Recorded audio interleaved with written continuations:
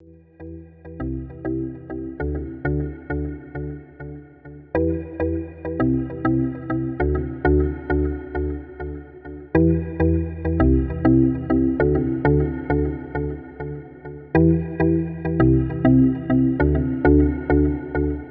une figure inspirante, c'est un praticien, une praticienne, ça peut être aussi bien sûr un intellectuel ou une intellectuelle, dont la pratique et où la pensée font rupture.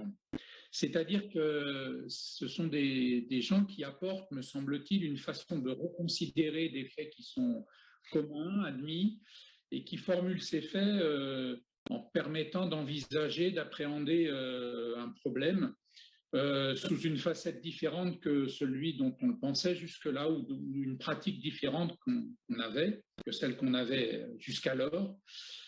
Alors, ce problème, il peut déjà être connu, il peut déjà être envisagé, mais il est pensé autrement, formulé selon des termes inédits.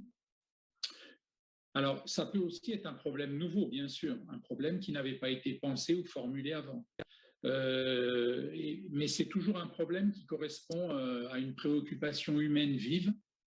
Dans ce cas, effectivement, on a affaire à une pensée nouvelle, voire révolutionnaire, voire comme une forme de provocation, hein, on peut dire. Et donc une pensée qui nécessite de se déplacer des cadres conceptuels habituels. Alors, on peut peut-être prendre des exemples, évidemment, parce que là, je développe un propos un petit peu peut-être abstrait. On peut penser, bien sûr, dans le champ de la physique à Copernic, hein, révolution copernicienne, bien connue, bien sûr, dans le champ des sciences, c'est-à-dire le fait de considérer que donc la Terre tourne autour du Soleil et sur elle-même, et donc de se décentrer aussi d'une approche centrée sur soi-même. Souvent, ce que permet la figure inspirante, c'est justement de se décentrer de soi ou d'une façon auto-centrée, de sortir de mode de pensée auto-centré. Alors, cette révolution copernicienne, on l'a aussi connue en pédagogie et dans l'éducation. Bien sûr, à la fin du 19e, au début du 20e siècle, la grande révolution dans l'éducation, c'est quand même le fait de considérer, non pas comme on l'a dit parfois, depuis l'élève au centre du système scolaire ou l'enfant au centre de toutes les attentions éducatives, mais plutôt c'est partir plutôt de l'enfant, de ce qu'on sait de l'enfant, de ses besoins, de ses façons d'apprendre et d'être éduqué, dans sa relation avec les autres. Ce n'est pas l'enfant en soi, c'est l'enfant dans sa relation avec son environnement, et donc bien sûr avec les adultes, mais aussi avec ses pairs. Mais partir de là, parce qu'effectivement, sans considérer l'enfant, ses besoins et ce qu'il est en mesure d'apprendre et de développer, il n'y a pas d'éducation possible. C'est-à-dire, si c'est l'adulte qui pense l'éducation toute seule, indépendamment de cette relation à l'enfant, et, voilà, et à l'environnement, bien évidemment, je pense bien sûr matériel, dans le champ pédagogique, mais aussi culturel, le langage, les cultures qui nous ont précédés, toutes ces choses-là, effectivement, qui font partie de ce qu'on doit, de ce que la société doit transmettre à la génération qui vient. Donc, toute cette dimension du rapport, mais partir de l'enfant, ça a été effectivement un changement de centration. On n'était plus centré sur l'adulte, mais sur l'enfant. Alors, sur l'enfant, dans ses relations, j'insiste là-dessus, oui, sur l'enfant, dans ses relations avec l'environnement et avec la culture dans laquelle il évolue, avec ce monde adulte dont il doit comprendre les clés pour y vivre. Alors, une figure inspirante, c'est aussi, me semble-t-il, justement une figure dont la pensée va être suffisamment explicative, féconde du point de vue des explications qu'elle donne. C'est souvent une pensée qui fait système et qui va permettre justement d'alimenter différents champs de connaissances, différents champs de discipline et différents champs de pratique. Alors, elle peut s'ancrer dans un champ disciplinaire ou un champ de pratique particulier. J'évoquais par exemple évidemment le champ pédagogique, mais cette pensée, elle a une densité, une ampleur, une envergure qui lui permet de pouvoir peut-être en partie, en tout cas, se transposer dans d'autres disciplines, dans d'autres champs de savoir ou de pratique que celle dont elle est à l'origine, sur laquelle elle a été construite. Donc ça me semble effectivement quelque chose d'important. On pourrait parler de rayonnement, par exemple. Une figure inspirante, c'est aussi peut-être une figure dont la pensée, c'est toujours à mon avis, une figure dont la pensée est mise en rapport avec des problèmes de pratique. C'est pas uniquement quelque chose de purement intellectuel. C'est justement dans ce rapport là aussi qui est très lié dans le champ de l'éducation pour nous à la figure du pédagogue, hein, celui qui articule, comme dit Jean Housset, la théorie et la pratique dans un même mouvement. C'est cette capacité à articuler effectivement des dimensions conceptuelles avec des problèmes de pratique, des questionnements vécus par des praticiens. C'est une pensée qui parle aux praticiens, qui fait résonance et qui s'approche, qui correspond à leurs préoccupations. Et puis, on pourrait dire aussi, pour moi, enfin, je pense qu'une figure inspirante, c'est aussi une figure qui est suffisamment riche pour pouvoir parler à d'autres cultures que la culture dont elle est à l'origine. C'est une pensée donc qui s'exporte à l'international, on pourrait dire, qui parle à des communautés humaines qui ne sont pas les mêmes que celles auxquelles elle était destinée initialement. Donc voilà, je donnerais tous ces éléments-là, à mon avis, pour qualifier. Alors, tu as commencé par la rupture et par la rupture avec les habitudes.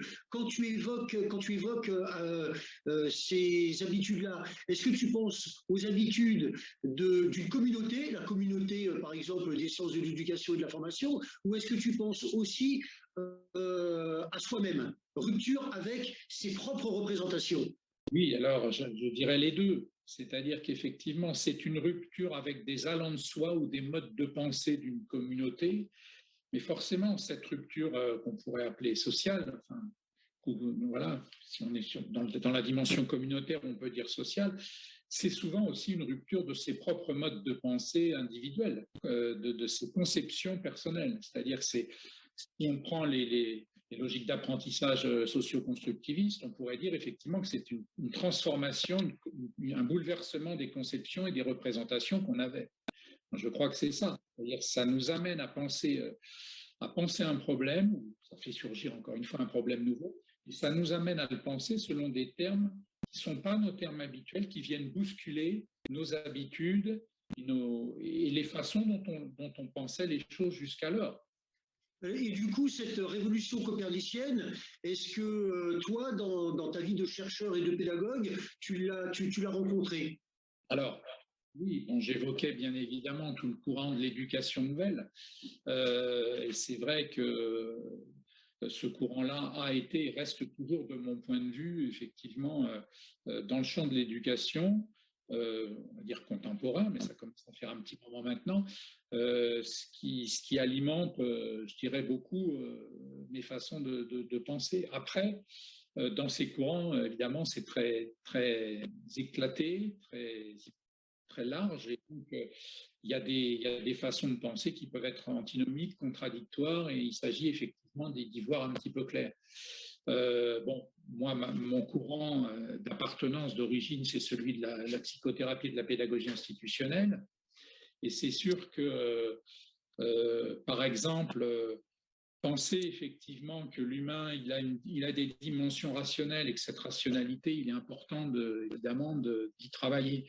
Mais qu'en même temps, il y a des aspects irrationnels, l'hypothèse freudienne de l'inconscient, et que ces dimensions irrationnelles, si on ne les élucide pas, effectivement, elles vont perturber, pour ne pas dire nous empêcher d'avoir un certain nombre d'avoir une activité rationnelle, un certain nombre d'actes rationnels. Cette double dimension, par exemple, elle ne va pas de soi, on sait, dans le champ scientifique, alors que pourtant, effectivement, elle est inhérente à l'être humain, et dans le champ scientifique, toutes nos actions et toutes nos façons de penser ne se résument pas à de la rationalité, par exemple. Donc, est-ce que tu penses... pardon, excuse-moi, je t'ai interrompu. Est-ce que tu penses qu'il y a un saut intellectuel et affectif entre le courant que tu évoques et les personnes qui incarnent ce courant? Comment articuler le courant et les personnes qui l'incarnent? Alors, Parce que tu n'as cité personne. Tu as cité voilà. Est-ce qu'on peut aller jusqu'à citer des personnes ou est-ce que le courant se suffit en lui-même? Alors, non, ce courant, il est toujours incarné par des personnes. Alors, j'ai quand même cité une personne, c'est Freud, évidemment, mais je pense à une autre figure inspirante dans le champ, effectivement, de l'éducation plus largement, et peut-être d'ailleurs qu'on aura l'occasion d'en reparler, c'est Françoise Dolto. Pour moi, effectivement, c'est d'ailleurs elle qui avait préfacé le premier livre de pédagogie institutionnelle en 67 vers une pédagogie institutionnelle. Pour moi, c'est quelqu'un qui a apporté dans ses façons de concevoir l'éducation en rapport avec la médecine, en rapport avec la pédiatrie. On sait qu'elle a apporté effectivement une révolution dans la façon d'éduquer les enfants en France. Bon, il y a sa fameuse émission de radio qui a été très suivie par beaucoup de parents dans les années 50, 60. Bon. Donc, c'est quelqu'un qui a effectivement, de mon point de vue, eu un impact beaucoup plus important, parfois décrié, on le sait, hein, mais qui a eu un impact tout à fait important sur l'éducation aujourd'hui, et dont il faudrait effectivement certainement